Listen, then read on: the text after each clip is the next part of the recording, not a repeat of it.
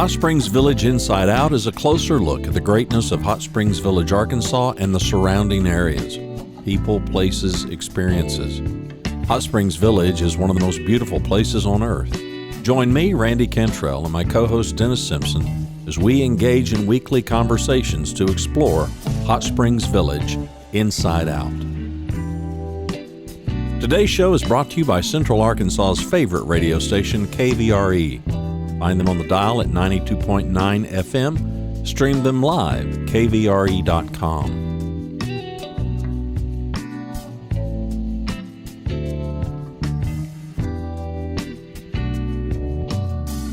Today's show is brought to you by RE/MAX of Hot Springs Village. The award-winning RE/MAX of Hot Springs Village is the largest real estate office inside the village with over 30 full-time agents and support staff. Visit them to learn more about this beautiful place to solve your real estate needs.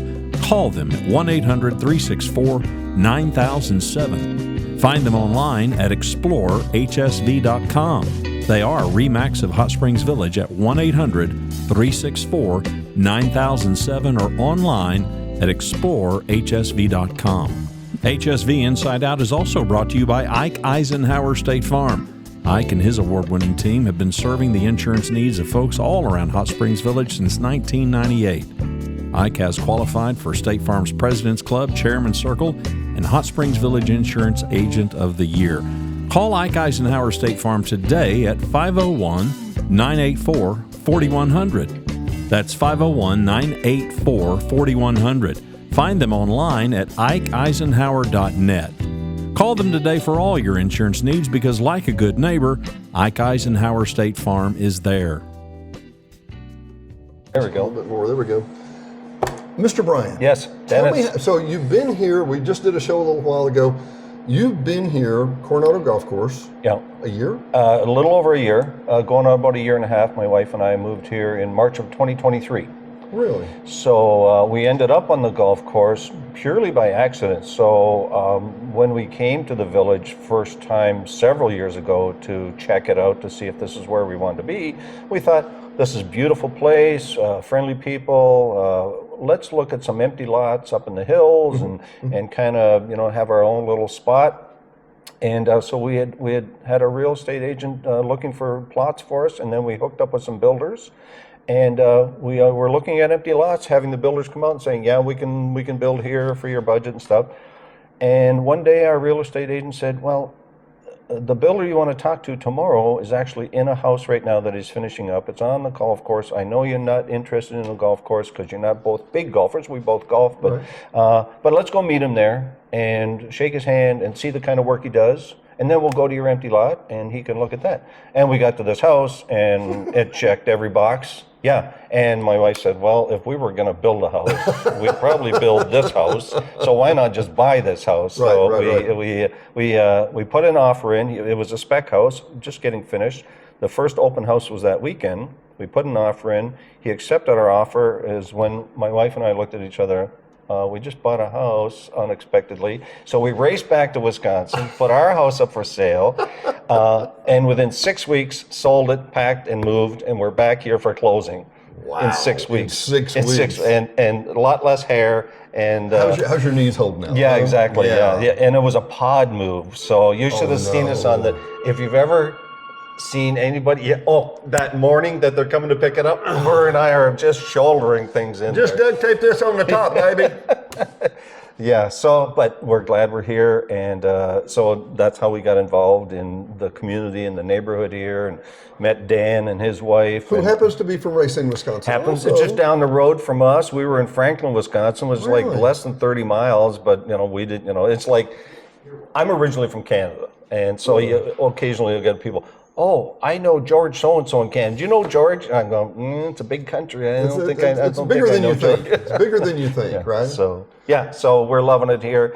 And again, we didn't think we'd end up here, but we visited Bella Vista. My wife has a cousin in Bella Vista. Tell me about that. So when I retired before my wife, when she finally retired, and we had talked about where we're going to go in retirement, we had thought Texas, Florida, Arizona, all these places we had visited. We'd never been to Arkansas, but she said, "Oh, I got a cousin in Arkansas. I'd like to go visit with her. And this Bella Vista place sounds nice." So we Beautiful spent, area, by the way. yeah, it is nice up there, but it didn't do anything for us. We were looking for something a little less hectic. It's growing tremendously up there. Population is booming, but it is beautiful, and we liked it there. So we told her, her cousin, you know, it's nice, but it's not quite for us. So we were on our way to Tennessee, where our son lives, and she said, "Well, take a little detour, go down to this place called Hot Springs Village. It's about 3 hours south of here." She said, "It's a little more rural, it's a little more out of the way. If that's what you're looking for, maybe that's what it is." And we came here and we went, "This is it." So that's how we ended up How did the here. gates, did you think to yourself, well, this is okay that it's got gates, or were you? Well, so after she had mentioned it, we came here for a quick visit. We did a little more research, and we were interested in the gated community idea. But we were glad to see that it wasn't like a military type base installation type gate. You know, after living here in a year and a half now, do we have some, you know, concerns about the gates seem to be a little porous at times. So yeah, I think that needs to be fixed and addressed. But overall, I think it's a much safer place. Not sure how much the gates contribute to that safety, quite frankly. Because if you want to get in, you're going to get in here. Well, quite but frankly. to be frank about it, I don't know if you've seen this show, but we did a show a couple of years ago. Actually, it's coming on 3 years ago. We did a show with Ricky Middleton. Ricky Middleton was the former police chief. I love Christy, and she's fantastic. And she's about, I can't tell you the whole story, but she's about to come up with some numbers too. But Ricky would tell people that we had about 13% of the national crime rate. And I would look at him and go, okay, now Ricky, what you don't know is that 32 years ago, I walked into the Arkansas Crime Information Center as one of my first computer consulting gigs, and they explained to me the crime statistics. So And I how want, they're compiled. I want you to explain to me 13.2%. Right. And he did. Oh. He said, I took 10 cities in the state of Arkansas that are roughly the same size as this, and he went through the whole number, and I was like, wow, really? Wow. So part of the deal is, I think, the gates on one hand, had a college dean who had a great quote. He said, "Locks are for honest people and to keep them that way." If you're set on being a criminal, we're not going to stop you. That's true. If you're an honest person and you rattle the doorknob and go, we're good. Our only saving grace with that, and I say this in all kinds of other situations when we're talking about crime and society, is thank goodness criminals are, for the most part, stupid people. It's remarkable. It's remarkable. You don't know this. I'm a licensed security agent, a manager for the state of Arkansas. Okay. I have the biggest degree you can get. All that.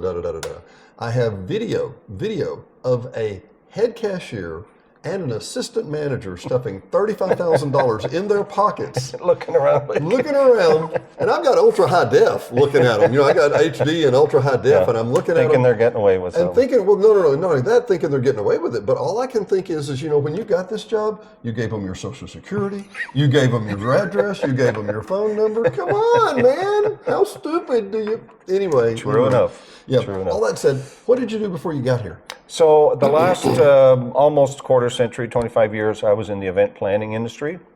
And I started from the ground up. I was a grunt worker in a warehouse for a expo production company, working in the warehouse. And then one of my last jobs, I was vice president of operations at Wisconsin's largest exposition hall. So kind of worked my way up through the industry. So I've been more than once had the opportunity to go to Chicago. What's the McCormick Place? McCormick Place. Oh my God! Yeah, what a spot! It's almost too big. It's actually, it's kind of the mecca of really big conventions like that, right? Yeah. The Vegas, and Chicago, and Orlando are the three largest convention centers in the country, and they're virtually identical in size. And but Vegas gets the top spot simply because of the weather related. So people want to go to Vegas. More months of the year. More months of the year, and more and Orlando's right in there too. But McCormick Place, I happened to work at McCormick Place for one event. My boss, our company, GES Exposition, was based in Vegas, and they were doing a large freight show, transportation freight show in Chicago at McCormick Place. And they thought it would be a good experience for me to go and be nothing but an observer, an onlooker, didn't really have any duties. So Yeah. I spent a week running around on one of those electric carts, just kind of learning. And it was the most eye-popping experience I think I've ever had, is watching this million-pound piece of freight come off trucks and get placed exactly where they wanted on the floor. Well, and they had the tape lined out on the the tape floor. line down in the marshaling yard where the trucks were lined up for days, waiting to get in. So it's just tremendous experience. I go back to Little Milwaukee and our little convention center, zip, zip, zip, get them in, get them out. So I think a lot of people don't have any idea too. The buyers, these sessions and whatever, what ends up on our Walmart shelves, what ends up on the Dillard shelves, all these kind of places, it's determined at these shows. Absolutely. And nobody really knows. That's where the business comes and goes. I did a Home Depot show in Kansas City once, and we thought we were going to a normal trade show where you take 2 or 3 days to set it up, and it runs for 3 or 4 days, and then you tear it down and ship it out. Right. Well, somebody got the bad word along the way that, no, this was a Home Depot vendor show where the vendors came to show their wares to the Home Depot buyers. Really? Negotiate new products, negotiate their contracts. Well, every night, the trade show was pulled out and put back in. You're kidding. And we worked 24-hour shifts that week because we were understaffed. We didn't realize we had to do this. We had vendors. So a guy selling hammers, right? He gets the contract for Home Depot.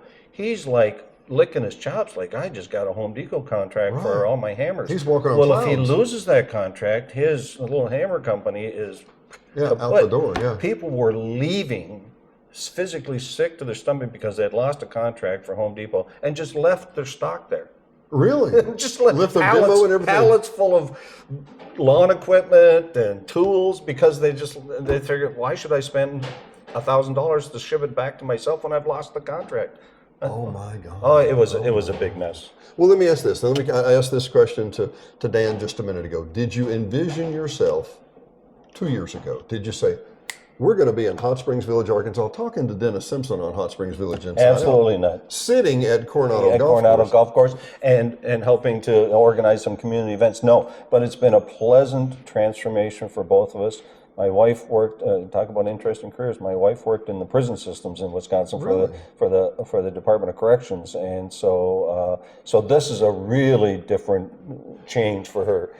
She had to spend her whole 30-some years working life guarded and being careful with what you say and how you act. Not mention your sister, not mention your address, and just keeping all. And here she has blossomed into new friends and new activities. So and she did that how many years? 30 years she worked in the Wisconsin Department of Corrections. I was never, most men and women like to visit their spouses at their work. I was never able to visit my wife at work until the day of her retirement, when I got a hold of her boss. I said, you got to sneak me into the prison. She goes, yeah, I can do that. Bring your husband to work. So bring your husband to work. And it was the most frightening and humbling experience. She walked me across the yard, and we're right in the middle of all stuff. And she's done this for 34 years, and you've never walked in the door. Never walked into a prison. Hey, honey, I'm going to bring you flowers at work this week. I hope they make it up to your office. Is that gunfire? Yeah. Who's the guy with flowers? Really? Yeah, it was an interesting day. So, how did she get started in that? I'm just curious. She started off with, when we first got married, she worked in a juvenile detention center. Yeah. And that eventually closed and got transferred to somewhere else in Wisconsin. We didn't want to make the move, so she transferred then into the prison system. So she went from female juvenile detention up to male prison, and that was a big leap. But she practiced all her moves out on me at home, and I've got the bruises to show it. So. You ever wondered if they enjoy that? I've thought many times, Diane, let me show you this. We did that last week. Haven't you got a new move? Can't you show anything new, Mom? Yeah. Right? Well, anyway, it's been an absolute pleasure. Thank Brian. you, Dennis. Thank you. Our pleasure. Another story in the village. Hot Springs Village, Dennis Simpson, Inside Out. We'll see you next time. Thanks for watching and listening to Hot Springs Village Inside Out, a weekly podcast starring Hot Springs Village, Arkansas. Visit the website at hotspringsvillageinsideout.com.